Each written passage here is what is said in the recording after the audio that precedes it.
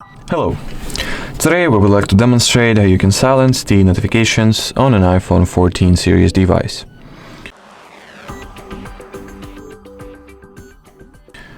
So basically all that you need to do is to look at the left side of your smartphone here, right about the power, or not power of course, the volume keys. You'll be able to find this little switch, and all that you gotta do in order to put your system into the mute mode is to, well, alter this switch, alter its position. And basically, let me just show it on the screen.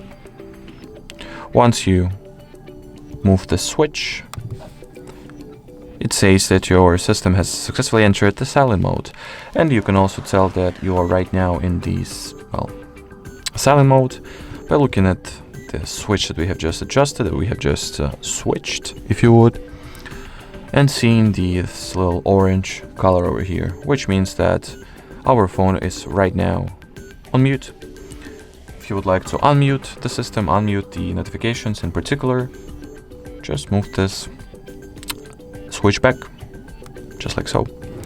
Alrighty, so that would be it for this video. Thank you so much for watching, and bye bye.